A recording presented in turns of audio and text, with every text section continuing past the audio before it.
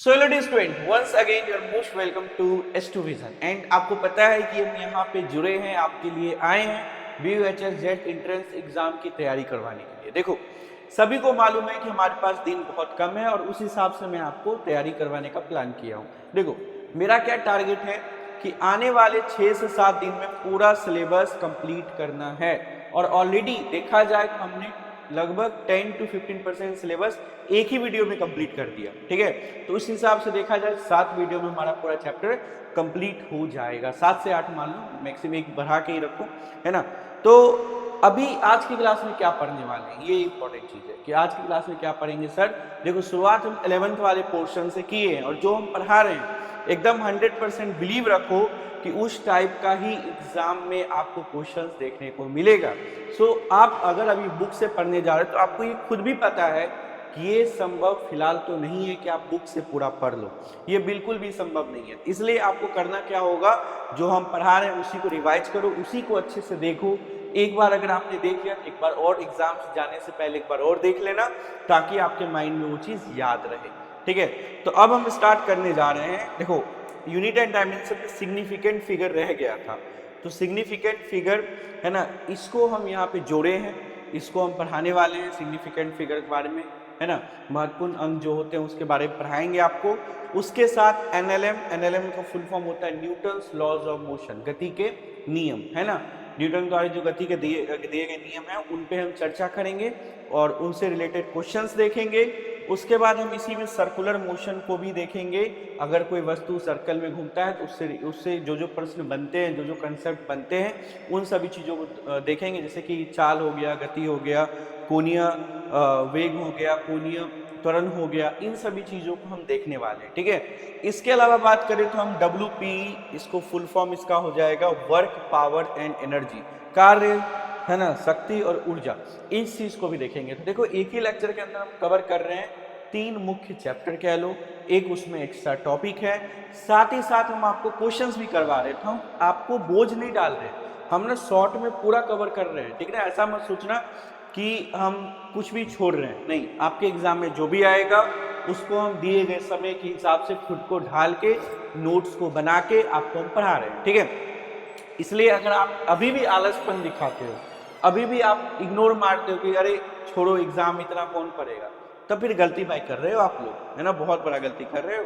क्योंकि इतना कुछ मिलने के बाद भी, शॉर्ट में पढ़ाने के बाद भी आप अगर कर रहे हो गलती, तो ये आप खुद जिम्मेदार होगे अगर आपके मार्क्स कम आते हैं तो। ठीक है, याद रखना, बाइलिंगुअल होगा तो उसके लिए टेंशन नहीं लेना है, आपको बिल्कुल समझ आएगा। सबसे पहले हम पढ़ेंगे सिग्निफिकेंट फिगर, है ना, और उसके जितने भी नियम होते हैं उनको देख लेंगे। क्योंकि क्वेश्चन कभी कभार आ जाते हैं एग्जाम में कि बताओ कितने सिग्निफिकेंट फिगर होंगे, मतलब कितने मुख्य अंक होंगे।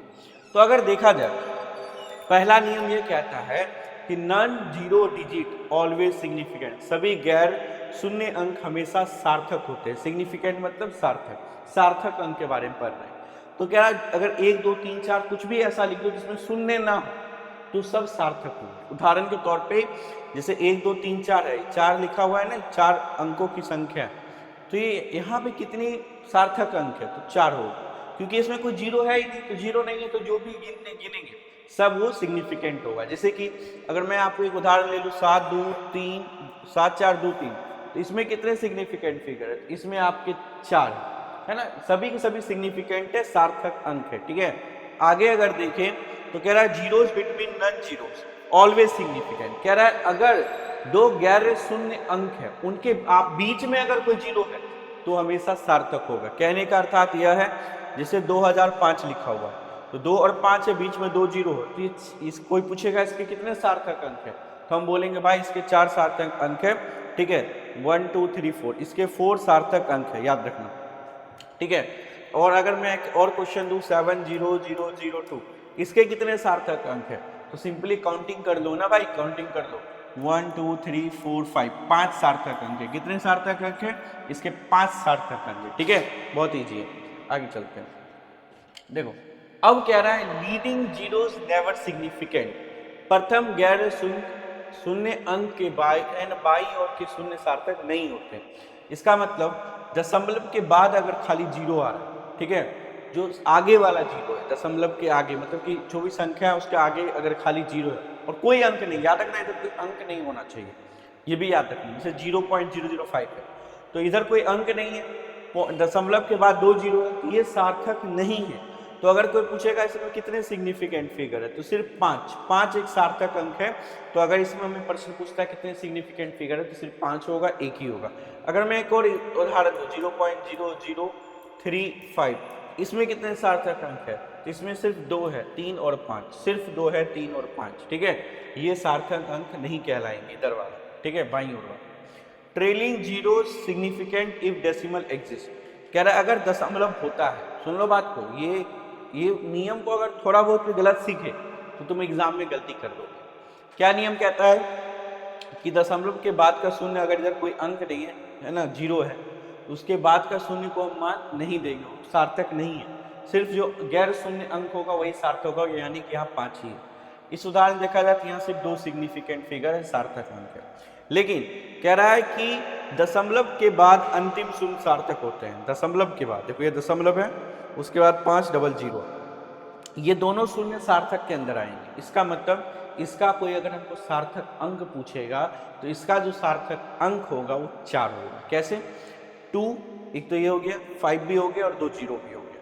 दशमलव के बाद में, मतलब बाद मतलब कि क्या समझ रहे हो, लीडिंग, लास्ट में, लीडिंग, ट्रेलिंग मतलब लास्ट में जो जीरो है दशमलव के बाद, ठीक ना, वो सार्थक होगा। तो यहाँ पे जो 2 जीरो है ये सार्थक होगा। उसी तरह आपको अगर दे देगा 6.75200, इसके पूछेगा कितने सार्थक अंक है, तो ये सब के सब अंक सार्थक है, 1 2 3 4 5 6 बोलिए, 6, कितने, 6, ठीक है, 6। चलिए कह रहा है अब देखो ये तो हो गया सार्थक अंक के बारे में, ये मेन नियम पढ़ा दिया, इसी पे क्वेश्चन आता है। अब ना आपके एग्जाम में राउंडिंग करने भी आ जाएगा। राउंडिंग में तो समझते हो, जैसे कि आप पढ़े होगे 6.8 है, उसको हम अप्रॉक्स में क्या लिख सकते हैं, 7, राउंड करते हैं। राउंड मतलब कि उसको राउंडिंग करके उसको किसके निकटम है, 7, उसी का राउंडिंग ऑफ का नियम बाकी लोग को पता ही है कि 5 से ऊपर रहे तो 1 बढ़ा दो, 5 से कम रहे तो 1 घटा दो। जैसे 6.2 है, घटा मत दो, देखो सिंपल है, घटाना नहीं है, सॉरी, 5 से कम है तो वही लिख दो, दशमलव के बाद वाला यहाँ पे है तो हटा दो, 6 का 6 हो जाएगा, तो इसका अप्रॉक्स क्या हो जाएगा, 6। लेकिन 5 से अगर बड़ा है, ठीक है, तो 1 बढ़ा के लिखते हैं, 6.8 है तो 1 बढ़ा दिए, 7 कर दिए। 5 से छोटा है तो 6.2 है तो इसका हम 6 लिख दिए। लेकिन अब कुछ बच्चे यहाँ पे बोलते हैं सर 5 होगा तब क्या करेंगे। ये क्वेश्चन है कि यदि अगर 5 ही आ गए तो बढ़ाएंगे कि घटाएंगे, ये लोगों का कंफ्यूजन होता है। इतना सबको मालूम है कि 5 से ज़्यादा होगा तो बढ़ा देना है, 5 से कम होगा तो उतना का यूं ही लिख देना है, उसको हटा के, 0.2 को हटा के। लेकिन अब हम जो पढ़ने जा रहे हैं उस केस को ज़्यादा पढ़ेंगे जो हम नहीं पढ़ते हैं। जैसे अगर पॉइंट रहा, ठीक है, पॉइंट रहा तब क्या करेंगे, ठीक है। तो यहाँ क्वेश्चन है 3.250, ठीक है। तो यहाँ पे समझने वाली बात यह है कि 5 है, 0 को तो नहीं देखना, 5 को देखना है, ठीक है। 5 को देखें तो 5 है तो उसको बढ़ा के लिखे कि घटा के लिखे। तो नियम ये कहता है कि अगर पिछला अंक इवन हो, इवन सुनते हो, सम और विषम संख्या, तो पिछला अंक अगर सम हो, ठीक है, तो नो चेंज, कोई परिवर्तन नहीं करना है ना, कोई परिवर्तन नहीं करना है, उसको सिंपली लिख देना है, सब चीज हटा के जो का त्यो छोड़ देना है। कहने का मतलब 3.250 है तो 5 को हटा दो, इसको सिंपली लिखेंगे अपन 3.2 लिख देंगे अपन, सिंपली 3.2 लिख देंगे, ठीक है। इसका मतलब अगर पिछला डिजिट है ना, पिछला अंक इवन हो, सम हो, ठीक है, इवन हो, जैसे आपको बोलिए 5 देख लिए, तुमको करना क्या है, 5 के पिछला अंक को देखना है। तो 5 का पिछला अंक 2 है, 2 एक इवन संख्या है, इवन अगर हुआ तो उसको यूं जो का त्यों छोड़ देंगे, यानी कि 3.25 को हम सिंपली 3.2 लिख देंगे। लेकिन अगर पिछला अंक ऑड निकला, ऑड मतलब विषम संख्या निकला, तो 1 से बढ़ा देते। जैसे कि उदाहरण तौर पे देखो 3.750 दिख रहा है, तो यहाँ पे 5 है, 5 के पीछे देखो क्या है, 5 के पीछे 7 है। 7 क्या होता है, विषम संख्या होता है। 7 क्या होता है, 7 क्या है, एक विषम संख्या। इस केस में क्या करेंगे, 1 बढ़ा देंगे, इसको 3.8 कर देंगे, ठीक है। और इसके जगह पे अगर कोई है ना सम संख्या होता है, इवन नंबर होता है, तब तो हम नहीं बढ़ाते, तब तो जो है वही लिख देते हैं, 50 घटा के 3 जो भी होता है लिख देते हैं, ठीक है, यहाँ हिंदी में भी लिखा है सम संख्या है तो बदलाव नहीं, विषम संख्या है तो +1 करें। ठीक है, आगे चलते हैं। अब देखो अगर आपको जोड़ने देते, जैसे आपको जोड़ने देते 6.2 7.425 इस तरह के दो अंक को जोड़ने देते, तब क्या करना है, जोड़ घटाव में न्यूनतम दशमलव स्थान देखें। तो न्यूनतम किसके पास है, कौन से नंबर संख्या पास न्यूनतम दशमलव है? तो पहली संख्या पास न्यूनतम दशमलव है, सिर्फ एक ही दशमलव है, दशमलव के बाद सिर्फ एक ही अंक है, लेकिन यहाँ दशमलव के बाद 3 है, तो न्यूनतम 0.2 हुआ। तो आपका आंसर भी ऐसा होना चाहिए, न्यूनतम के निकट होना चाहिए, जो न्यूनतम होगा उसके निकट होना चाहिए। तो अगर हम देखें तो इसको 0 0 कर देंगे तो ये हो जाएगा 5 2 4 2 6 6 7 13। यहाँ पे क्या करना है, समझना बात को इंपॉर्टेंट है, यहाँ पे देखना है 5 है, इसके पीछे क्या है, इसके पीछे जो है ये अभी रूल पढ़ाए थे ना, 5 हो तो उसके पीछे क्या है, उसके पीछे यहाँ पे 2 है। इस केस में इस सब को हटा देंगे क्योंकि ये सम संख्या है, इसको हम हटा देंगे। तो क्या सिर्फ लिखा आएगा, सिर्फ लिखा आएगा 13.6। तो आंसर ये हो जाएगा।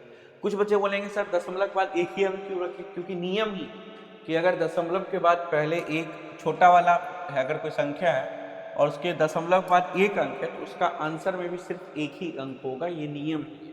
ठीक है, चलिए आगे देखते हैं। उसके बाद कह रहा है मल्टीप्लाइकेशन और डिवीजन। ठीक है, इसके बारे में कह रहा है result depend on minimum significant figure. इसमें क्या होता है कि जितना सिग्निफिकेंट फिगर होगा, है ना, मिनिमम, उतना ही आंसर होना चाहिए। फॉर एग्जांपल अगर हम 2 गुना ले लें, यहाँ पे हम लेख बताते हैं, जैसे 2 गुना 6.25, एक ये है, इसको अगर हमको गुना करना है, किससे करना है, अगर हम देखा जाए इसको गुना करना है 0.08 से। तो पहले वाले संख्या में कितने सिग्निफिकेंट फिगर है बाबू, 3, इसमें 3 है, लेकिन अगर इसमें कोई पूछा तो इसमें सिर्फ 1 है।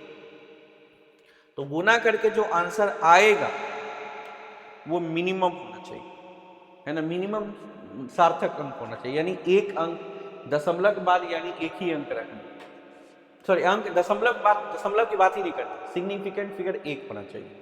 मतलब आंसर जो आएगा सिर्फ एक सिग्निफिकेंट फिगर होना चाहिए, मतलब एक डिजिट का आंसर होना चाहिए। ठीक, डिजिट मतलब एक डिजिट मतलब कि ऐसा आप आंसर लिखो कि मेन एक ही अंक हो, उसके बाद अगर कुछ आए भी तो सिग्निफिकेंट नहीं होना चाहिए, सार्थक नहीं होना चाहिए। ठीक है, याद रखिए। चलिए अब आते हैं न्यूटन्स लॉज ऑफ मोशन। देखो न्यूटन के नियम आपको मालूम होना चाहिए। न्यूटन का पहला नियम क्या कहता है, पहला नियम का सिंपल है कि अगर कोई वस्तु रुका है तो रुका हुआ ही रहे, और यदि वो वस्तु जा रहा है कहीं एक सामान्य चाल से तो जाता ही रहे। कब तक, जब तक तुम उसके ऊपर कोई बाहरी बल नहीं लगाते। ठीक है, और याद रखना न्यूटन का जो पहला लॉ है इसको हम लॉ ऑफ इनर्शिया के नाम से भी जानते हैं, जड़त्व के नियम के, है ना, जड़त्व के नियम के हिसाब से भी जानते हैं स्पेलिंग। ठीक है, इसको लॉ ऑफ इनर्शिया के नाम से भी जानते हैं। ठीक है, इनर्शिया का नियम के नाम से भी न्यूटन के फर्स्ट लॉ को जाना जाता है। तो आपसे क्वेश्चन पूछेगा कि किसे लॉ ऑफ इनर्शिया के नाम से जाना जाता है, तो आप बोलोगे न्यूटन का पहला नियम लॉ ऑफ इनर्शिया के नाम से भी जाना जाता है।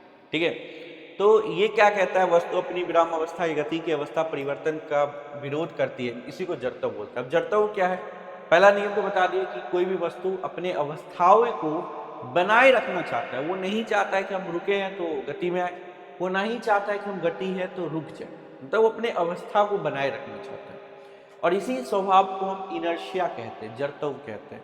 ठीक है, वस्तु अपनी विराम अवस्था गति की अवस्था को परिवर्तन का विरोध करती है, और इसी को क्या बोलते हैं, जड़त्व।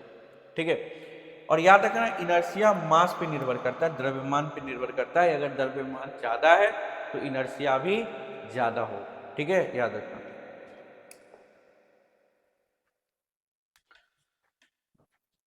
लीनियर मोमेंटम क्या होता है, संवेग क्या होता है, आप सभी को पता है। संवेग जो होता है द्रव्यमान और वेग का गुणनफल होता है। संवेग क्या होता है, द्रव्यमान और वेग का गुणनफल संवेग होता है। तो संवेग बराबर क्या होता है, मास इंटू वेलोसिटी, और ये एक वेक्टर राशि है, यानी सदिश राशि है ना, ये एक सदिश राशि है। संवेग बराबर मास गुना वेलोसिटी, ये एक वेक्टर सदिश राशि, याद रखना।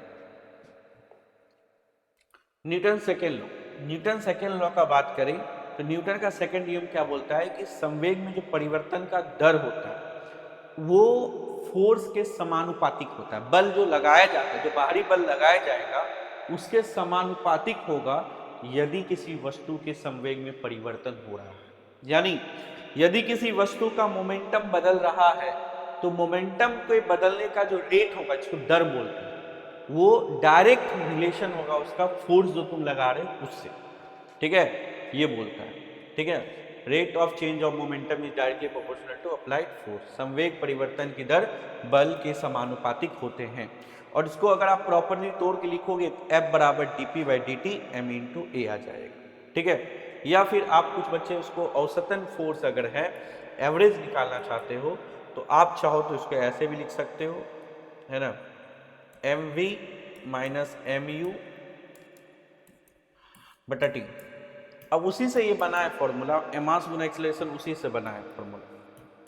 अब m कॉमन ले लो, v माइनस u बटा टी। अब आप सभी बच्चों को पता है कि v माइनस u बटा टी को ही एक्सेलरेशन बोलते हैं, त्वरण बोलते हैं। तो ये फॉर्मूला बन के आ गया मास गुना एक्सेलरेशन। तो ये न्यूटन सेकेंड लॉ के अंदर बना हुआ फॉर्मूला है, फोर्स बराबर बल बराबर मास गुना एक्सेलरेशन, द्रव्यमान गुना त्वरण। ठीक है, याद रखिए। आगे चलते हैं। इंपल्स क्या है? देखो, जिस तरह संवेग होता है, संवेग मतलब मास, द्रव्यमान और वेग का गुणनफल को संवेग बोलते हैं। ठीक है, ये हमें मोशन के बारे में बताता है कि गति कितना पावरफुल है, गति के स्ट्रेंथ को बताता है, मजबूती को बताता है, कितना गति है ना। और इंपल्स मतलब होता है आवेग। इंपल्स क्या बोला जाता है? बोलते हैं क्या इंपल्सिव शॉट है। जैसे क्रिकेटर जब एक फास्ट बॉलर आता है तो बैट्समैन क्या करता है, एक दिशा दिखा देता है, एक दिशा में बॉल को बस दिखा देता है, और बॉल जब बैट से टकराता है कस के दूर जाता है। तो जो बॉल और बैट की टच होती है वो बहुत थोड़ी देर के लिए होती है, बहुत कम टाइम के लिए होती है, तो फिर भी बॉल बहुत दूर तक जाता है फास्ट बॉलर केस में। क्योंकि जब वो बैट्समैन बॉल, उसका बैट्स का और बॉल का टकराव होता है बहुत थोड़ी देर के लिए होता है, उसी थोड़ी देर में बहुत तगड़ा बल लगा दिया जाता है ना, उसी को हम इंपल्स बोलते हैं। अगर कोई बड़ी फोर्स कम समय के लिए लगती है तो उसको हम, ठीक ना, इंपल्स बोलते हैं। अल्प समय के लिए लगने वाला बड़ा बल, उसको इंपल्स बोलते हैं। और इंपल्स को अपन जे से भी डिनोट करते हैं, या फिर इसको आप आई भी लिख सकते हो, आई से भी डिनोट करते हैं। ठीक है, हालांकि सच बात यह है कि हम एंगुलर इंपल्स को जे से डिनोट करते हैं, नॉर्मल इंपल्स को हम आई से डिनोट करते हैं। ठीक है, तो इंपल्स जो होता है आप उसको संवेग में परिवर्तन का दर भी लिख सकते हो, और वो एफ डी टी का इंटीग्रेशन भी कर सकते हो, यानी कि फोर्स गुना टाइम, इंपल्स बराबर फोर्स गुना टाइम भी कर सकते हो, उसकी इंटीग्रेशन। अगर फोर्स बल एक जैसी है, कांस्टेंट है, सिंपल बल गुना समय कर सकते हो। या संवेग में जो परिवर्तन का होता है, जैसे फाइनल मोमेंटम, अंतिम संवेग माइनस शुरुआती संवेग करोगे तब भी इंपल्स निकल के आ जाता है। ठीक है, इंपल्स मतलब आवेग। ठीक है, यहाँ लिख लेना, इंपल्स जो होता है मोमेंटम यानी संवेग में परिवर्तन के दर के बराबर होता है। इंपल्स आवेग बराबर संवेग में परिवर्तन के दर के बराबर। ठीक है, हम बोल दे रहे हैं, हिंदी वाले नहीं, यहाँ पे लिखा हुआ है, यहाँ लिखा हुआ था, यहाँ नहीं लिखा है, कुछ कुछ जगह नहीं लिखा है, तो हम बता दे रहे हैं आप लोग को, ये ना ताकि बोलो कि हमको सर हिंदी नहीं दिख रहा। ठीक है, अब आते हैं थर्ड लॉ, न्यूटन के थर्ड नियम। सबको पता है। देखो, अगर मैं सच बोलूं तो आपसे अगर मैं पूछने जाऊं कि आपको कौन सा नियम पता है न्यूटन को, तो ज्यादातर बच्चे को न्यूटन का तीसरा नियम पता होता है। क्या पता होता है? बच्चे से पूछो कि बताओ तीसरा नियम क्या है, तो बोलेगा सिंपल। देखिए, अगर आप किसी पे बल लगाओगे तो वो भी हम पे बल लगाएगा, बात खत्म। इतना ही बस बताते हैं बच्चे कि एवरी एक्शन, इंग्लिश में बोलो तो every action is equal in opposite to reaction, इतना बोल देते हैं, बात खत्म। सच्चाई है कि आधा अधूरा डेफिनेशन, पूरा परिभाषा तो ये होता है कि यदि किसी वस्तु पे आप बल लगाते हो तो वो वस्तु भी आप पे बल लगाता है, और बल एक दूसरे के बराबर होता है और विपरीत दिशा में होता है। ठीक है, और दो अलग अलग वस्तुओं पे बल लगता है। तुम दीवार पे बल लगा रहे हो और दीवार तुम पे बल लगा रहे हो, दोनों एक दूसरे के विपरीत लगता है। ऐसा नहीं कि एक ही दिशा में लग जा रहा है बल, नहीं। ठीक है, तो action and reaction are equal and opposite on different bodies. वही बोल रहा है कि एक्शन, जो तुम्हारा एक्शन जो तुम कर रहे हो, और उसका जो रिएक्शन तुमको मिल रहा है, ये आपस में बराबर होते हैं, एक दूसरे के विपरीत होते हैं, और दो अलग अलग वस्तुओं पे लगते हैं। बराबर, विपरीत और दो अलग अलग वस्तु पे लगते हैं, तीसरा नियम न्यूटन का कहता है। ठीक है, याद रखना, न्यूटन तीसरा नियम वैसे भी याद रहता है, थोड़ा सा ज्यादा याद रखना, बस इतना है कि दो अलग अलग वस्तु पे लगते हैं और एक दूसरे के विपरीत दिशा में लगते हैं। ठीक है। दूसरा, याद रखना, अगर किसी वस्तु पे या किसी सिस्टम पे, ठीक है, बाहरी बल लग ही नहीं रहा, तो अगर किसी सिस्टम पे बाहरी बल नहीं लग रहा है तो उसका जो संवेग होता है वो कंजर्व होता है, संरक्षित होता है। इसका मतलब जो शुरुआती संवेग होगा वो अंतिम संवेग के बराबर होता है ना। Initial momentum equal to final momentum, यानी शुरुआती संवेग अंतिम संवेग के बराबर होता है यदि, ठीक ना, यदि क्या बोला है, एक्सटर्नल फोर्स यानी बाहरी बल शून्य होता है। अब घर्षण को हम मुख्य रूप से दो तरह के पढ़ते हैं, एक होता है स्टैटिक, एक होता है काइनेटिक। घर्षण मानी फ्रिक्शन। फ्रिक्शन ना एक ऐसा शब्द है जो हर जगह आपको देखने को मिलेगा। फ्रिक्शन का अगर इंग्लिश में सिंपल मीनिंग निकालो तो होता है रुकावट। कोई भी चीज में रुकावट, पढ़ाई में रुकावट भी फ्रिक्शन बोल सकते हैं इंग्लिश में देखा जाए तो। लेकिन अगर फिजिक्स में पढ़ रहे हैं, फ्रिक्शन मतलब कि गति में रुकावट डालने वाला बल जो होता है उसको फ्रिक्शन बोलते हैं। अब फ्रिक्शन में भी अलग अलग तरह का होता है। जैसे हवा में अगर तुम जा रहे हो, खूब स्पीड बाइक चला रहे हो, हवा का सट सट झोंका लगता है और वो हवा का झोंका आपके गति को रोकने की प्रयास करता है। आप जिधर जा रहे हो उसके विपरीत दिशा में आपको हवा फील होता है, ठीक है ना, यानी कि आपके मोशन को रोकता है। उसको भी हम फ्रिक्शन बोल सकते हैं, घर्षण बोल सकते हैं। लेकिन उस घर्षण को हम एयर ड्रैग बोलते हैं, हवा का लगने वाला ड्रैग, ठीक है। लेकिन हम जो अभी फ्रिक्शन की बात कर रहे हैं उस सतह के लिए बात कर रहे हैं, ठीक है। तो फ्रिक्शन को हम, घर्षण को दो मुख्य रूप में भागे। फ्रिक्शन ही है जिसके कारण कोई भी अगर बॉल फेंक देते हो वो कहीं जाके रुक जाता है।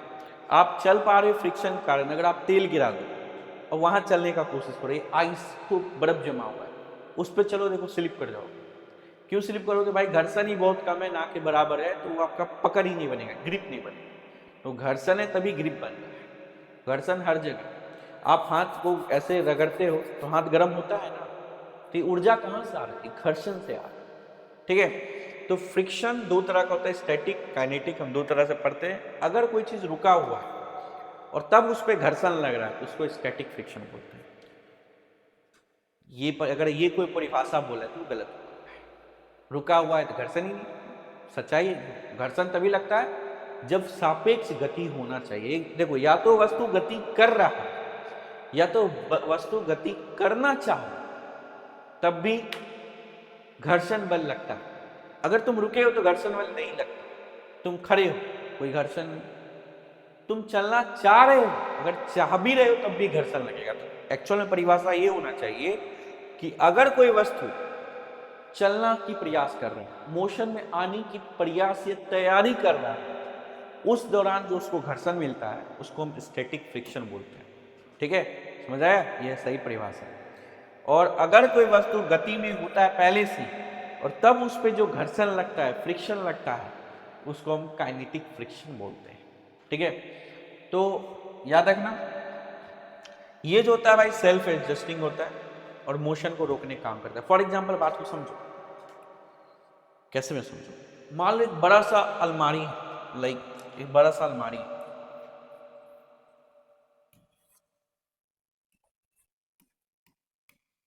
और तुम इसको धक्का दे रहे हो, बल लगा के ऐसे करके धक्का दे रहे हो कि भाई तू चल, लेकिन इतना ही भारी है कि हिल ही नहीं। अगर मैं आपसे क्वेश्चन पूछूं ये क्यों नहीं हिल रहा, और आप अगर फिजिक्स के स्टूडेंट, क्या जवाब दोगे? कुछ बच्चा बोलेंगे भारी है, नहीं हिल रहा। बात वो भी सही बोल रहे, लेकिन सच्चाई ये है कि तुम बल लगा रहे हो लेकिन तुम्हारा बल इतना कारगर नहीं है कि इसके देखो, तुम बल लगा रहे हो, ये कहां जाना चाह रहा है? ये इधर जाना चाह रहा है बट जा नहीं पा रहा है। क्यों नहीं जा पा रहा? क्योंकि घर्षण बल इधर लग रहा है, रोकने का काम कर रहा है। तो ये मत सोचो कि ये गति में नहीं आया, तुम इसको धक्का दे रहे हो लेकिन गति नहीं कर रहा, वो हिल ही नहीं रहा है। धक्का दे रहे हो, भारी इतना है कि हिल ही नहीं रहा। तो ये मत सोचना घर्षण नहीं लग रहा है, फ्रिक्शन नहीं लग रहा है। बाबू तब भी फ्रिक्शन लग रहा है। तुम उसको धक्का दे रहे हो, हिल नहीं रहा है, तब भी फ्रिक्शन लग रहा है, क्योंकि भाई तुम उसको धक्का मार रहे हो तो गति में आना चाह रहा है बट नहीं आ पा रहा है। क्यों नहीं आ पा रहा है? क्योंकि घर्षण बल इसको आने ही नहीं दे रहा, पावरफुल है। तो अभी जो घर्षण बल लग रहा है उसको स्टैटिक बोलेंगे। क्यों बोलेंगे स्टैटिक? क्योंकि रुका हुआ है और ये गति करना चाह रहा है, रुका हुआ है, लेकिन केस में रुका हुआ है परंतु गति करना चाह रहा है, इस केस में जो फ्रिक्शन होगा इसको स्टैटिक बोलते हैं। और अगर कोई चीज मोशन में, जैसे तुम साइकिल चला रहे हो, चल रहा है साइकिल, तब भी रोड फ्रिक्शन लगाता है, घर्षण लगाता है, तो उसको काइनेटिक बोलते हैं। ठीक है, उसको कैसा फ्रिक्शन बोलते हैं? उसको काइनेटिक फ्रिक्शन बोलते हैं। याद रखना, स्टैटिक फ्रिक्शन का मान है ना 0 से लेके इतना तक होता है, बदलते रहते हैं, लेकिन काइनेटिक फ्रिक्शन का फिक्स मान होता है। ठीक है, चलिए आगे चलते हैं। अब एंगल ऑफ रिपोज क्या है, इस पे भी आप चर्चा करते हैं। देखो एक एक चीज पढ़ाऊंगा, एक एक इंपॉर्टेंट चीज बताऊंगा जो कि आने का संभावना है, बस आप दिल से। अब देखो इतना भारी भरकम फिजिक्स होता है और आप अगर मन लगा के नहीं पढ़ोगे तो कैसे समझ आएगा। तो आओ एंगल ऑफ रिपोज को समझते हैं। देखो अगर कोई वस्तु यहां रखा हुआ, ठीक है, अभी नहीं गिर रहा, अभी गिर ही नहीं रहा, गिर ही नहीं रहा, ठीक है, यहाँ रखा हुआ है लेकिन अभी नहीं गिर रहा है। एक मिनट रुकना, रुको मैं दूसरा स्लाइड बताता हूँ। अगर कोई वस्तु यहाँ रखा हुआ है ऐसे, और अभी एंगल कुछ बना रहा हो, थीटा एंगल बना रहा है 30 डिग्री, कुछ भी मानो 20 डिग्री मानो, तुम थीटा बोलेंगे दिमाग खराब हो जाएगा, पर तुम लोग को समझते हैं। अब देखो, अब अगर इस एंगल को बढ़ाएंगे तो ढलान बढ़ेगी, एंगल भी बढ़ेगा। और वो 20 डिग्री हम ऐसे ही बोले थे, ऐसे करेंगे तो एंगल बढ़ेगा और बढ़ गया और बढ़ गया, ठीक है ना। तो 20 डिग्री से मान लो इसको बढ़ा के हम कर दिए अब की 40 डिग्री। अब क्या हो रहा है कि गिरना स्टार्ट करने वाला है या नहीं, अब उस मोड़ पे आ गया। जैसे पानी डालें गिलास में, पूरा गिलास लबालब भर गया, अब अगर एक बूंद भी डालोगे पानी गिरेगा, उस कंडीशन पे आ गया। समझो कि ऐसा एंगल पे आ गया कि भाई अभी नीचे गिरना स्टार्ट कर देगा, अगर थोड़ा सा भी तनिक सा भी हिला दिए तो, थोड़ा सा भी हिला दिए तो, हल्का सा एक रत्ती भी एंगल बढ़ गया तो गति करने लगेगा। इस एंगल को ही बोला जाता है एंगल ऑफ रिपोज। क्या बोला जाता है बाबू? इसी को बोला जाता है एंगल ऑफ रिपोज। ठीक है, इसी एंगल को बोलते हैं एंगल ऑफ रिपोज। वह कौन जिस पर वस्तु फिसलना शुरू करती है। और अगर ये अल्फा है, और अगर ये कोई पूछ दे कि बेटा बताओ एंगल ऑफ रिपोज क्या होगा, तो देखो ये गिरना स्टार्ट कर दे। एक बार, अभी तक क्यों नहीं गिर रहा था? जैसे मैं बोला कि अभी नीचे था तो नहीं गिर रहा था। क्यों नहीं गिर रहा था? क्योंकि घर्षण उसको बचा लिया, लेकिन एक समय आएगा तो उसको घर्षण भी नहीं बचा पाएगा और वो गिरना स्टार्ट कर देगा, तो उसको हम एंगल ऑफ रिपोज बोलते हैं। और जो एंगल ऑफ रिपोज होता है ना, उसका फॉर्मूला होता है, क्या होता है? tan अल्फा बराबर म्यू एस। tan क्या है? tan थीटा है, अल्फा एंगल है जिस एंगल में गिरना स्टार्ट हुआ। म्यू एस क्या है बाबू? म्यू एस आप समझ लो स्टैटिक फ्रिक्शन का कोफिशिएंट है, गुणांक है, स्टैटिक फ्रिक्शन का गुणांक है। ठीक है, याद रखना angle of repose angle of friction के बराबर होता है। चलिए समझ आया। अब देखो, अब आते हैं सर्कुलर मोशन फ्रिक्शन। देखो बेसिक से पढ़ना है, क्वेश्चन करवा देंगे तो आपका और डाउट क्लियर हो जाएगा। देखो डीप में जाओगे बहुत कुछ पढ़ना है, आप सोचोगे उतना चीज 9 दिन में पढ़ा दें। भाई एक मैं बार बार एक चीज दोहराता हूँ, जो 3 चैप्टर बताए Newton's law of motion, circular motion और वर्क पावर एनर्जी, 3 चैप्टर पढ़ने में 3 महीना लगता है, अच्छे से पढ़ो तो। और वो चीज़ अगर 1 घंटा हम पढ़ा रहे हैं, 1 घंटा 15 मिनट पढ़ा रहे हैं, तो जाहिर सी बात है कि आपको काट छाट के पढ़ाया जा रहा है, ऐसा पढ़ाया जा रहा है जो सूटेबल थोड़ा एग्जाम के लिए पर्पज से हो। तो कहने का मतलब हम आपको इस तरीके से पढ़ाने का प्रयास कर रहे हैं कि आपको एग्जाम में हेल्प थोड़ा बहुत मिले, मतलब इतना मिल जाए कि आप अच्छा मार्क्स लिए।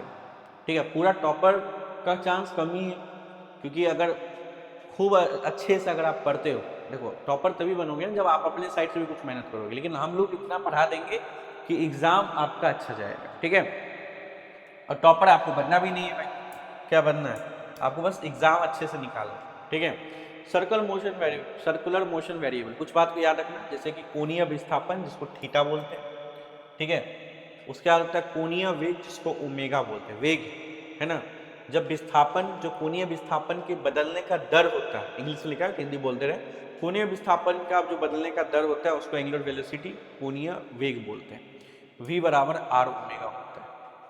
टेंजेंशियल एक्सेलरेशन जो होता है AT होता है। और वो क्या होता है, अगर कोई बोलेगा टेंजेंशियल एक्सेलरेशन क्या होता है, देखो गोल गोल अगर कोई वस्तु घूम रहा है तो उसमें दो एक्सेलरेशन के बारे में हम पढ़ते हैं। एक एक्सेलरेशन तो हमेशा लगता है केंद्र की ओर, ठीक है। तो जो एक्सेलरेशन केंद्र की ओर लगता है उसको सेंट्रीपिटल एक्सेलरेशन बोलते हैं, ठीक है। क्या बोलते हैं? Centripetal acceleration. और सेंट्रीपिटल एक्सेलरेशन हमेशा लगता है। तुम अगर एक ही गति से घूम रहे हो तब भी लगेगा, तुम अगर गति बढ़ा के घूम रहे हो तब भी लगेगा। तो सेंट्रीपिटल एक्सेलरेशन हमेशा लगेगा भाई। गोल गोल घूमने के लिए जो एक्सेलरेशन चाहिए वही होता है सेंट्रीपिटल एक्सेलरेशन। गोल गोल घूमना है तो त्वरण तो चाहिए ही चाहिए, और वो त्वरण जो होता है सेंट्रीपिटल एक्सेलरेशन होता है। लेकिन अगर आपका वस्तु ऐसा है, आप ऐसे बाइक चला रहे हो कि स्पीड भी घट बढ़ रहा है, स्पीड भी बदल रहा है, तो उस केस में मान लो आप भाग रहे हो, v स्पीड से भगा रहे हो गाड़ी, तो ये स्पीड अगर एक जैसा कांस्टेंट है, सामान्य स्पीड है, सामान्य चाल है, वेग है, तो सिर्फ और सिर्फ सेंट्रीपिटल एक्सेलरेशन ही लगेगा। क्योंकि देखो आपका वेग घट बढ़ तो रहा नहीं, सिर्फ दिशा बदल रहा है। तो यहाँ पे जो एक्सेलरेशन लगेगा वो सेंट्रीपिटल एक्सेलरेशन लगेगा। लेकिन अगर आपका स्पीड भी बढ़ घट रहा है तब एक और एक्सेलरेशन आ जाता है जिसको हम बोलते हैं टेंजेंशियल एक्सेलरेशन, ठीक है। उसको हम ET से लिखते हैं। अब देखो याद रखना, सेंट्रीपिटल फोर्स किसको बोलते हैं? केंद्रीय बल। वास्तविक बल जो केंद्र की ओर लगता है उसको सेंट्रीपिटल फोर्स कहते हैं। और जो केंद्र की ओर बल लगता है, ठीक, FC मतलब सेंट्रीफ्यूगल मत समझ लेना, यहाँ बात हम सेंट्रीपिटल का कर रहे हैं। जो भी बल केंद्र की ओर लगेगा उसको सेंट्रीपिटल फोर्स बोलेंगे। फॉर एग्जाम्पल हम 2-3 उदाहरण बताते हैं। मान लो एक लड़का यहाँ पे खड़ा है और वो एक पत्थर को बांध लिया रस्सी से और इस पत्थर को गोल गोल नचा रहा है, ठीक है। मतलब सिंपल समझो कि इसको अगर हम आपको सिंपल ड्राइंग करके समझाए तो सिंपल समझो कि यहाँ पे एक स्टोन को गोल गोल नचाया जा रहा है, बांध के, रस्सी से बांध के गोल गोल स्टोन को नचाया जा रहा है, ठीक है। तो यहाँ पे अगर आपको कोई बोलेगा कि बताओ बाबू केंद्रीय बल क्या है, सेंट्रीपिटल फोर्स क्या है, तो यहाँ पे जो सेंट्रीपिटल फोर्स होगा तनाव होगा, टेंशन, क्योंकि रस्सी से बांधा हुआ है।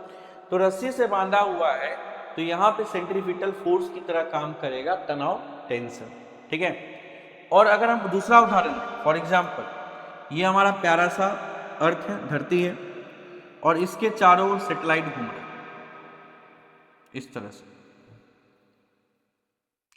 इसको जो गोल गोल घूम रहा है तो इसको जो केंद्र की ओर, धरती के केंद्र की ओर जो बल लग रहा है, यहाँ पे जो बल लग रहा है, तो यहाँ पे जो बल लग रहा है वो कौन लगा रहा है?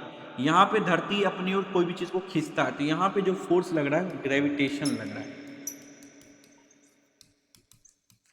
तो अगर हमको यहाँ पे पूछेगा कि सेंट्रीपिटल फोर्स क्या होगा तो यहाँ पे बोलेंगे भाई गुरुत्वाकर्षण बल को ही सेंट्रीपिटल फोर्स बोलेंगे, क्योंकि गुरुत्वाकर्षण बल ही जो है केंद्र की ओर लग रहा है तो सैटेलाइट गोल गोल घूम पा रहा है।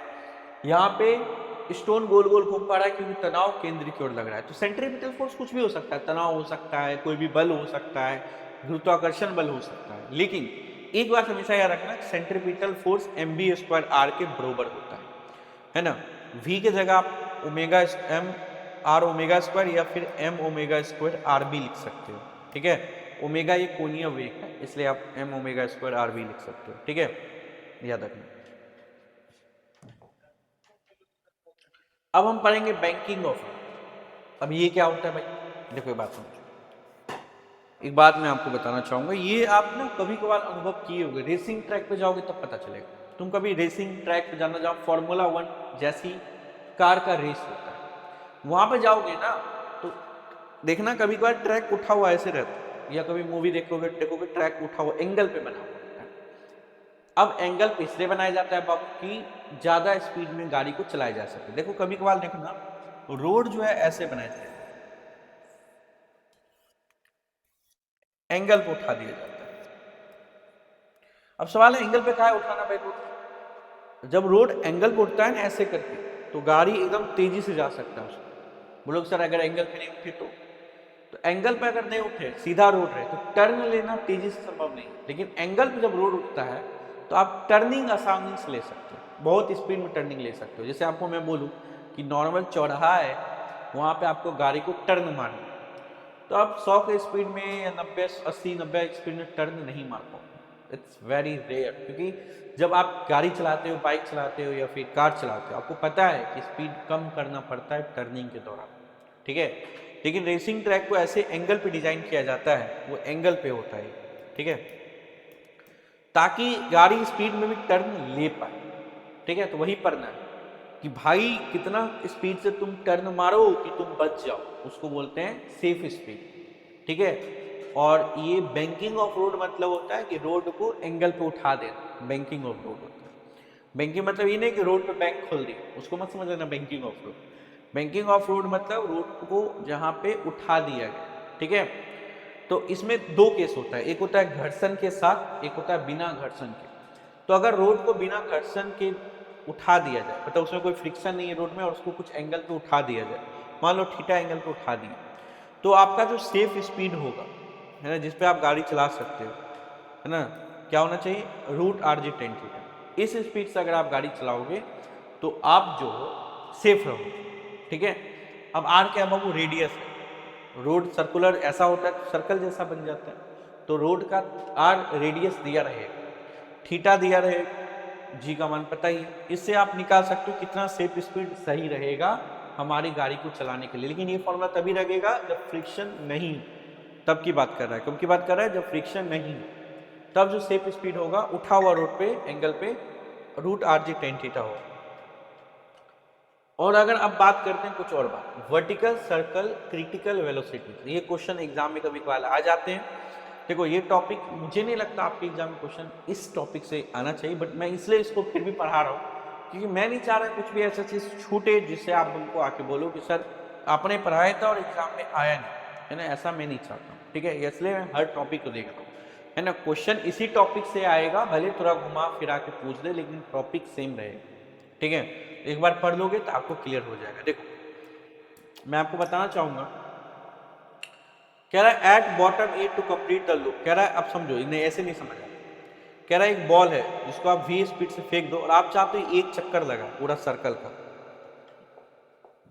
आप नीचे से फेंक रहे हो और चाहते हो एक सर्कल लगाए, r त्रिज्या वाले एक सर्कल वृत्त का एक चक्कर लगाए, तो उस केस में आपका जो स्पीड होना चाहिए बाबू, इसकी त्रिज्या r है, ठीक है, छोटा r भी ले सकते हो, छोटे r ले लो, इसकी त्रिज्या छोटा r है r, ठीक है। आप क्या चाह रहे हो, ये एक चक्कर कम से कम मेरा लगा ले, तो एक चक्कर लगाने के लिए जो इसका वेग होना चाहिए मिनिमम √5g r होना चाहिए, इससे बड़ा हो तब भी चलेगा, तब भी एक चक्कर लगा लेगा, लेकिन √5g r इतना स्पीड अगर नहीं तो नहीं लगाएगा एक चक्कर, रास्ते में गिर जाएगा, कहीं से पता चलेगा बॉल यहां तक गया और गिर गया, नीचे गिर गया, ऊपर जाके गिर गया। लेकिन अगर चाहते हो एक चक्कर लगाए तो स्पीड क्या होना चाहिए, √5g r या उससे ज्यादा होना चाहिए, ठीक है। और कह रहा है अगर मान लो सिर्फ आप इतना चाहते हो कि भाई ऊपर पहुंच जाए, टॉप पे चले जाए, मतलब तुम चाहते हो कि हम इसको फेंके और सिर्फ वो टॉप पे आ जाए, हमको नहीं मतलब एक चक्कर लगाए होगा, सिर्फ टॉप पे आ जाए, ठीक है। तो सिर्फ टॉप पे आ जाए, उसके लिए जो स्पीड देना होगा वो आपको √g r या √g r से बड़ा होना चाहिए। जी क्या है, गुरुत्वाकर्षण त्वरण, सबको पता है, तो √g r या √g r से बड़ा होगा तो ये b तक पहुंच जाएगा, ऊपर पहुंच जाएगा, लेकिन चक्कर नहीं लगाएगा, टॉप तक पहुंचने के लिए सिर्फ चाहिए। अब देखो आपको हम यहाँ पे स्टार्ट करने जा रहे हैं वर्क पावर एनर्जी, ठीक है। क्या स्टार्ट करने जा रहे हैं, वर्क पावर एनर्जी, ये आपका लास्ट चैप्टर रहेगा। और इसके बाद आप सोचोगे सिर्फ थ्योरी ही पढ़ाएंगे बाबू, नहीं, क्वेश्चंस भी करवाएंगे। हम हर दिन आपको कुछ ना कुछ क्वेश्चन करवाते हैं और आज भी हम लगभग 30 क्वेश्चन करवाएंगे, भी अच्छे अच्छे क्वेश्चन करवाएंगे, है ना, जिसका संभावना एग्जाम में आ सकता है, वैसे क्वेश्चंस आप सभी स्टूडेंट को हम करवाने वाले, ठीक है। तो आइए देखते हैं,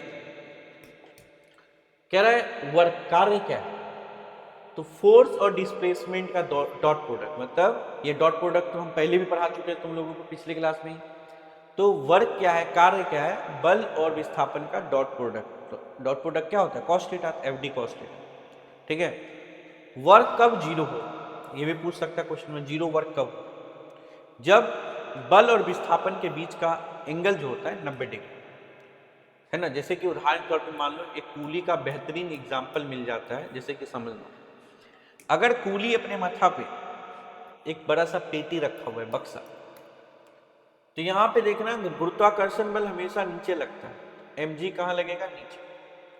और अगर कूली यहां से चल के यहां तक आएगा तो उसका विस्थापन इस तरफ हो रहा है, तो बल नीचे और विस्थापन इस तरफ है। कूली यहां चल के आएगा ना, तो विस्थापन किधर हो, तो विस्थापन तो इस तरफ है। बल जो गुरुत्वाकर्षण बल नीचे लग रहा है, तो इसके आपस का एंगल क्या है, 90 डिग्री। तो इस लॉजिक से अगर हम देखें तो यहाँ पे कूली कोई काम नहीं करेगा। क्यों नहीं करेगा, बोलोगे सर काम तो किया है, बट फिजिक्स कहता है कि गुरुत्वाकर्षण बल के द्वारा कोई काम नहीं हुआ, क्योंकि फिजिक्स कहता है कि भाई mg नीचे लग रहा है और कूली आगे जा रहा है, तो आपसी एंगल 90 डिग्री हो, और आपसी एंगल 90 डिग्री हो तो कॉस के अंदर 90 डालोगे तो कॉस 90 का मान शून्य होता है, तो कार्य होगा ही नहीं। याद रखना कि बल जीरो कब होता है। अब आते हैं काइनेटिक एनर्जी के बारे में, कुछ पढ़ते हैं और कुछ फॉर्मूला भी पढ़ते हैं। देखो, काइनेटिक एनर्जी बराबर होता है हाफ mv², ये बात पहला बात याद रखना। दूसरा बात आप ये याद रखना कि काइनेटिक एनर्जी को हम p²/2mv लिख सकते हैं, मोमेंटम के रूप में भी लिख सकते हैं, संवेग के रूप में भी लिख सकते हैं। तो काइनेटिक एनर्जी हाफ mv² होता है, और काइनेटिक एनर्जी को हम संवेग के रूप में भी लिख सकते हैं, यानी कि हम उसको p²/m करके भी लिख सकते हैं। p आपका क्या है, p आपका संवेग है, याद रखना, ठीक है। तो फॉर्मूला 2 याद रखना। अभी तक तुम एक ही फॉर्मूला रट के बैठते होगे कि काइनेटिक एनर्जी मतलब गति ऊर्जा बराबर हाफ mv², लेकिन अब एक और फॉर्मूला तुम याद रखना कि काइनेटिक एनर्जी को हम p²/2mv बोलते हैं, ठीक है। पोटेंशियल एनर्जी का बात करें तो पोटेंशियल एनर्जी हम दो तरह का पढ़ते हैं। एक तो हमको पढ़ना होता है धरती के कारण, ग्रेविटी के कारण पोटेंशियल एनर्जी, जिसका हम शॉर्ट फॉर्मूला पढ़ के बैठे रहते हैं mgh। और एक होता है स्प्रिंग। बाबू स्प्रिंग में भी पोटेंशियल एनर्जी होता है। पोटेंशियल एनर्जी दो कारणों से हो सकता है। अगर किसी वस्तु का शेप और साइज बिगाड़ दे, या उसके अंदर इलास्टिसिटी है ना, वो अपने आप को न मार सकता है, तो उसके अंदर भी पोटेंशियल ऊर्जा जमा हो जाती है। और एक तो गुरुत्वाकर्षण किसी क्षेत्र में हो, गुरुत्वाकर्षण बल के क्षेत्र में, और वहां पे आपका जगह है, तो आपकी जगह के अनुसार भी आपका अपना पोटेंशियल एनर्जी बनता है, ठीक है। तो पोटेंशियल एनर्जी दो होता है, ग्रेविटी के कारण mgh, स्प्रिंग के कारण याद रखना हाफ kx² होता है। आगे इस पे क्वेश्चन है, ठीक है, याद रखना। अब हम देखेंगे वर्क एनर्जी थ्योरम। क्या देखेंगे, वर्क एनर्जी थ्योरम। एक मिनट रुकना। वर्क एनर्जी थ्योरम क्या कहता है, बहुत इंपॉर्टेंट है। देखो, ये कहता है कि जो भी कार्य किया जाएगा सभी बलों को मिलाकर, यहाँ पे एक वर्ड पे ध्यान दें, ये बहुत इंपॉर्टेंट है, इससे बहुत सारे क्वेश्चंस बनाए जाते हैं वर्क एनर्जी थ्योरम से। तो वर्क एनर्जी थ्योरम को कह सकते हो कार्य ऊर्जा है ना थ्योरम, ठीक ना, बोल सकते हो। तो इसका ये कहना है कि जो भी वर्क किया जाएगा, कार्य किया जाएगा, सभी बलों को मिला के, सभी बल में कौन कौन सा बल आ गया, सभी बल में आ गए आपका दोनों तरह का, या तो फोर्स होता है कंजर्वेटिव होता है, संरक्षित होता है, या असंरक्षित बल होता है, नॉन कंजर्वेटिव होता है। तो दोनों बलों को मिला के, सभी तरह के बलों को मिला के जो कार्य किया जाएगा वो गति ऊर्जा में परिवर्तन के बराबर होगा। यानी कि समझो, एक बात समझो, एक बॉल है जो शुरू में 2 मीटर पर सेकेंड से जा रहा है, बॉल का मास 1 किलो समझ। इसी बॉल पे हमने क्या किया, बल लगाया, तो काम हुआ, बल लगाया, कस के बॉल को बैट से मार दिया, बल लगाया तो बॉल गया, उसका गति ऊर्जा बढ़ गया, तो ये 2 मीटर पर सेकेंड की जगह 10 मीटर पर सेकेंड से भागना स्टार्ट किया बॉल, ठीक है। इसका मतलब उसका गति ऊर्जा बढ़ा। तो इसके गति ऊर्जा में जो परिवर्तन होगा, कोई पूछेगा हमने कितना काम किया, हमने जो काम किया, वर्क किया, वो काइनेटिक एनर्जी में परिवर्तन, गति ऊर्जा में परिवर्तन के बराबर, याद रखना, ठीक है, याद रखना। वही कहता है कि वर्क जो तुम किया सभी बलों के द्वारा, वो फाइनल अंतिम गति ऊर्जा माइनस शुरुआती गति ऊर्जा, यानी गति ऊर्जा में परिवर्तन के बराबर है। अब सुनो, कॉलिजन पे अलग अलग तरह के क्वेश्चंस बनते हैं, और आपको कॉलिजन के बारे में पता होना चाहिए, क्योंकि कॉलिजन से मे भी क्वेश्चन आ जाए। हालांकि ज़्यादा हार्ड नहीं पूछेगा, इतना मैं श्योर हूँ कि कॉलिजन से हार्ड क्वेश्चन नहीं पूछेगा, बेसिक पूछेगा। जैसे कि इलास्टिक कॉलिजन में ई का मान 1 होता है। अब बहुत बच्चों को पता ही नहीं ई क्या होता है। बाबू ई जो होता है उसको बोलते हैं कोफिशिएंट ऑफ रेस्टिट्यूशन। क्या बोलते हैं, रेस्टिट्यूशन का गुणांक ई होता है। और जब भी इलास्टिक कॉलिजन होता है ई का मान 1 होता है। पहला बात तो ये याद रखो। दूसरा, जब भी इलास्टिक कॉलिजन होता है, ठीक है, तो पोटेंशियल ऊर्जा और काइनेटिक ऊर्जा, गति ऊर्जा और पोटेंशियल ऊर्जा दोनों संरक्षित होता है। मतलब जितना पहले होता है टकराव, कॉलिजन होता है, क्या होता है टकराव। तो अगर दो बॉल आपस में टकराने जा रहे हैं, फॉर एग्जाम्पल एक बॉल ये एक बॉल ये, तो जितना इसका पोटेंशियल ऊर्जा पहले हो इनिशियल, वही पोटेंशियल ऊर्जा बाद में, जितना इसका गति ऊर्जा पहले होगा, है ना। सॉरी एक मिनट, मैंने गलती कर दिया, वेरी वेरी रॉन्ग, यहाँ पे गलती कर दिया, एक मिनट होगा। यहाँ ये होगा कि मोमेंटम और काइनेटिक एनर्जी कंजर्व होता है। मैंने पी देख लिया तो पोटेंशियल एनर्जी होता ही नहीं, काइनेटिक एनर्जी की बात करते हैं, ठीक है ना। तो इलास्टिक कोलिजन में P for momentum not kinetic energy. तो जो शुरुआती मोमेंटम होगा यानी संवेग होगा, अंतिम संवेग के बराबर होगा, ठीक है।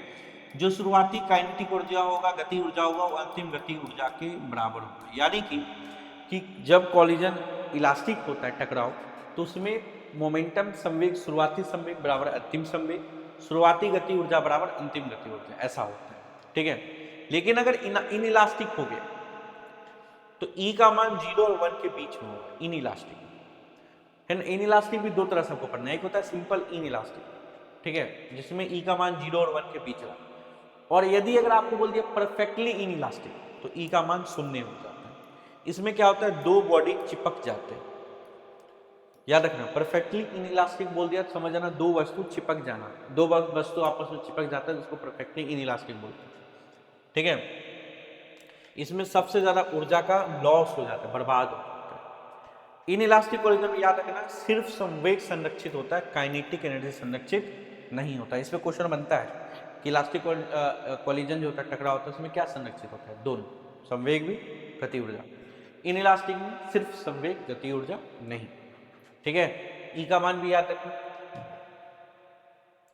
आइए क्वेश्चन करते फटाफट। कह रहा है इसमें कितने सार्थक अंक है। आपको पता है इधर वाला 0 सार्थक नहीं होता क्योंकि इधर कोई अंक नहीं है, दशमलव है, उसके बाद सिर्फ 2 0, तो वो सार्थक नहीं होगा। इसके सिर्फ 2 सार्थक अंक होंगे। कह रहा है यदि P और V मूल राशि है तो द्रव्यमान का बीमा क्या होगा। देखो आपको पता है P फॉर संवेग मोमेंटम बराबर मास गुना वेलोसिटी। अब मास द्रव्यमान को निकालना है तो V इधर आ जाएगा, तो मास बराबर P बट्टा V। V ऊपर जाएगा तो मास का जो बीमा आ जाएगा, क्या आ जाएगा, V ऊपर जाएगा तो V का पावर -1 हो जाएगा। जाहिर सी बात है, आसान तो है। संवेग बराबर मास गुना वेलोसिटी, वेक्टर का साइन नहीं दे रहा, सिंपल आप हटा के समझो। और द्रव्यमान निकाला, V नीचे आया, V ऊपर गया तो V का पावर -1 हो जाएगा, तो P V का पावर -1 एक, ये ठीक है। इसको एक बार रोक के देख लेना अगर आपको समझ नहीं आया। उसका कह रहा है एक बॉडी है, 2 किलोग्राम वस्तु नियत वेग से चल रही है, कुल बल बताओ। नियत वेग यानी कि उसकी वायु वेग में कोई परिवर्तन नहीं। तो यदि कोई वस्तु सेम गति सेम चाल से चल रहा है तो उसके ऊपर कोई बल नहीं लगता। बल लगा इसका मतलब त्वरण होना चाहिए। सेम गति से चल रहा है, देखो बल लगा या तो त्वरण होना चाहिए, दिशा बदलना चाहिए। सेम गति से चल रहा है ना दिशा बदल रहा है, जा ही रहा है, तो इसका मतलब उस पर कोई बल नहीं लग रहा है, तो नेट बल बोले तो 0। क्योंकि देखो काइनेटिक एनर्जी थ्योरम भी बोलता है कि जब कोई कार्य होता है तो गति में परिवर्तन होना चाहिए। जब गति में परिवर्तन ही नहीं हो रहा तो कोई कार्य नहीं हो रहा, ना ही कोई बल लग रहा, ठीक है।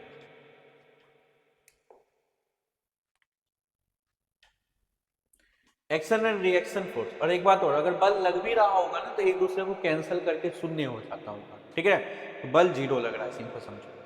एक्शन रिएक्शन सेम वस्तु पे कार्य करते हैं, अलग अलग वस्तु पे लगते हैं भाई, अलग अलग वस्तु पे लगते हैं। अभी पढ़ा क्या है,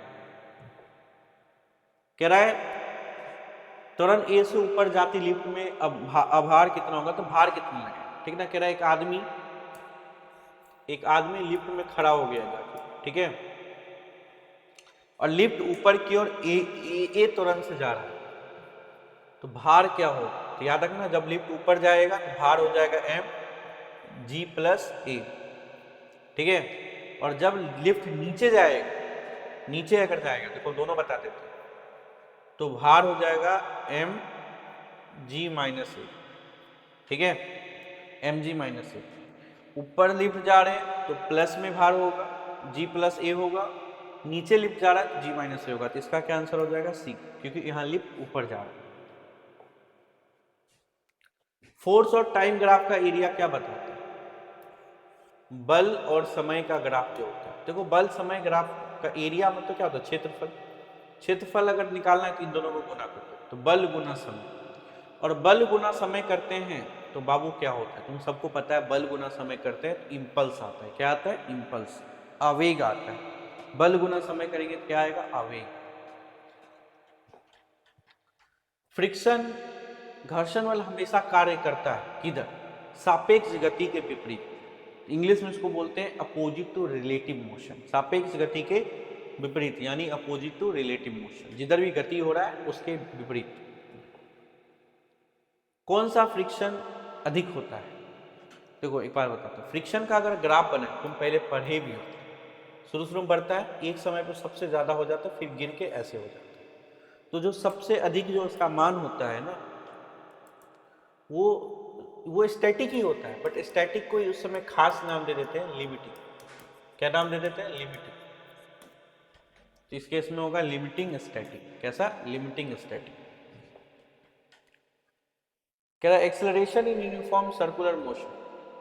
यूनिफॉर्म सर्कुलर मोशन मतलब होता है एक समान से अगर कोई वस्तु गोल गोल घूम रहा है, तो इसमें जो त्वरण होता है सिंपल केंद्र की ओर होता है, और कोई त्वरण होता नहीं है, सिर्फ सेंट्रीपिटल एक्सेलरेशन था जो पढ़ा है। ठीक है, यहां हो जाएगा टूवर्ड्स सेंटर, सी। कह रहा है एक चक्कर में अभिकेंद्र बल के द्वारा कार्य बताओ, मतलब कि सेंट्रीपिटल फोर्स। देखो एक बात समझो बाबू, अच्छे से आपको समझ आएगा। देखो अगर हम यहां ध्यान दें तो अगर कोई वस्तु इधर है तो जाना कि जा किधर रहा है, मान लो इधर गति कर रहा है, तो इसकी जो विस्थापन हो रही है इस दिशा में हो रही है, और बल जो है इधर लग रहा है, केंद्र में जो बल लग रहा है सेंट्रीपिटल केंद्रीय बल इधर लग रहा है। तो विस्थापन इधर हो रही है, बल इधर लग रहा है, तो आपस में एंगल कितना है, 90 डिग्री। और अभी हम आपको जस्ट पढ़ा के आए हैं कि अगर कोई वस्तु 90 डिग्री पे बल और विस्थापन के बीच का एंगल होता है 90 डिग्री, तो जीरो होता है। क्या, कार्य जीरो होता है, पढ़ाए ना। यहाँ पे क्या होगा, शून्य। कैसे, तो वर्क डन बराबर क्या होता है, एफ एस कॉस थीटा, उसी से शून्य हो जाएगा। आगे क्या कह रहा है, क्वेश्चन देखते हैं।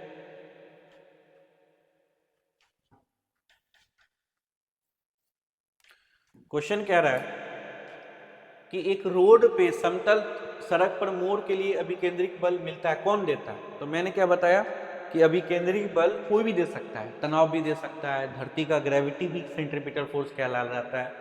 और जब रोड पे टर्न लेते हैं तो गाड़ी, टायर और रोड के बीच फ्रिक्शन लगता है, तो वहां पे जो अभिकेंद्रीय बल होता है फ्रिक्शन, घर्षण होता है, घर्षण ये अभिकेंद्रीय बल होता है। उदाहरण तौर पर ऐसे समझो, ये रोड है और ये तुम्हारा साइकिल है या गाड़ी है, बाइक है, जो भी समझो। तो ये जो टर्न मारता है फ्रिक्शन केंद्र की ओर लगता है, फ्रिक्शन, घर्षण। यहाँ पे जो अभिकेंद्रीय बल होता है घर्षण ही हो जाता है, यहाँ हो जाएगा फ्रिक्शन।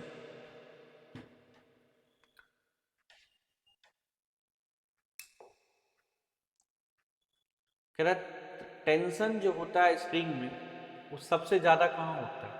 देखो एक स्ट्रिंग को जब गोल गोल नचाते हो ऐसे, तो याद रखना तनाव जो होता है सबसे ज्यादा नीचे होता है, बॉटम। बॉटम मतलब तो नीचे। यहाँ पे टेंशन है ना, तनाव मैक्सिमम होगा। कम पूछेगा तो टॉप पे, टॉप पे कम होता है, नीचे तनाव ज्यादा होता है, बॉटम। बॉटम मतलब नीचे। कहता है बैंकिंग एंगल को किससे कोई लेना देना नहीं है। बैंकिंग कोण थीटा निर्भर किस पे नहीं करता है। तो बैंकिंग कोण किस पे निर्भर नहीं करता है। तो बोलोगे सर ये तो पढ़ा ही नहीं। अरे बाबू सब पढ़ा है, सोचने का बस कमी है। हमने क्या पढ़ाया कि जब घर्षण नहीं होता है तो बैंकिंग कोण का फॉर्मूला क्या होता है, आर जी टेन थीटा। अब तुम देख लो टेन थीटा को किससे, इस फॉर्मूला में कौन कौन है और कौन नहीं है। इस फॉर्मूला में स्पीड है, मतलब एंगल को स्पीड से रिश्ता रखना है, लेना देना है। एंगल को जी से भी लेना देना है, एंगल को आर से भी लेना देना है, त्रिज्या से भी लेना देना है, जी से भी लेना देना है, बी से भी लेना देना है। तो एंगल को किससे लेना देना नहीं, तो एंगल को मास से लेना देना है। मास से इसको कोई मतलब नहीं। आगे कह रहा है अगर हम स्पीड को,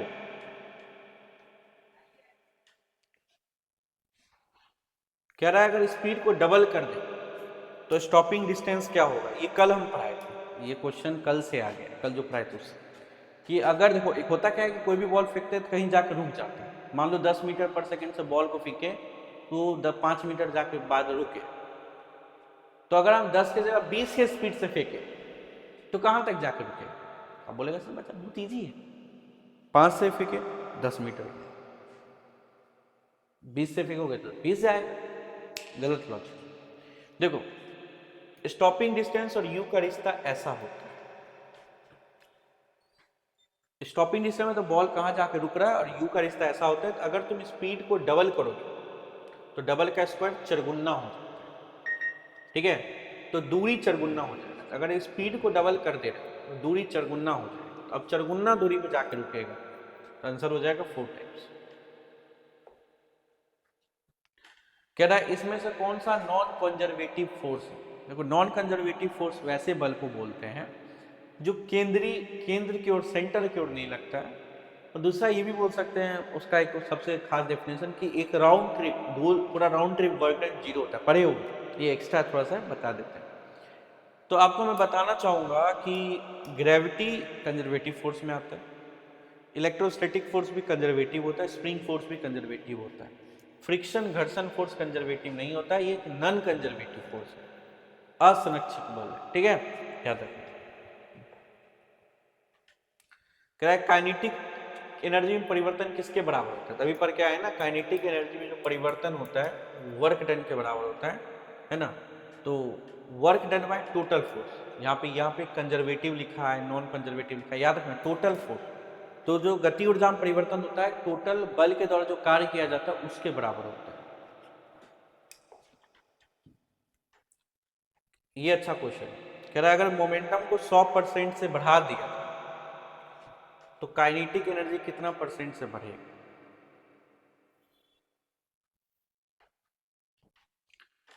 कितना % से बढ़ेगा? बात समझना, यहाँ क्वेश्चन में कुछ बच्चे गड़बड़ कर देते हैं। देखो बात सुनो, काइनेटिक एनर्जी का एक और फॉर्मूला आज हम तुमको सिखाएं, P²/2m, देख लेना, ये बताएं। तो काइनेटिक एनर्जी का मोमेंटम से कैसा रिश्ता है बाबू? डायरेक्ट। अब यहां पे एक खेल होता है, पूछ रहा है काइनेटिक एनर्जी कितना से बढ़ेगा, ये नहीं पूछा कितना हो जाएगा। क्वेश्चन पे फोकस करो। क्वेश्चन पूछ रहा है काइनेटिक एनर्जी कितना से बढ़ेगा, तो बात को समझना कि मोमेंटम को अगर 100% कर दिए, 100% से बढ़ा दिए, 100% से बढ़ाना मतलब क्या होता है? दुगुना कर देंगे। अगर कभी भी इस शब्द का यूज सुनना कि 100% से बढ़ गया, समझो उसको दुगुना कर दिया, तो अगर संवेग को दुगुना कर देंगे तो गति ऊर्जा चरगुना हो जाएगा। पहले काइनेटिक एनर्जी के ही था, तो तुमने संवेग को दुगुना कर दिया, 100% बढ़ा दिया, दुगुना कर दिया, तो काइनेटिक एनर्जी चरगुना हो गया। चरगुना मतलब कि 4, बढ़ा कितना से? तो पहले काइनेटिक एनर्जी 1 था, अब काइनेटिक एनर्जी 4 हो गया। कितना से बढ़ा? 3 गुना हो गया, 3 गुना से बढ़ा। तो 1 से 4 होने में कितना बढ़ा होगा? 3। याद रखना, 1 मतलब 100%, 2 मतलब 200%, 3 मतलब 300%। तो काइनेटिक एनर्जी कितना से बढ़ गया? 300%। ठीक है, चलिए अच्छा क्वेश्चन था, बहुत मस्त क्वेश्चन था। अब आगे कह रहा है, ये भी अच्छा क्वेश्चन है,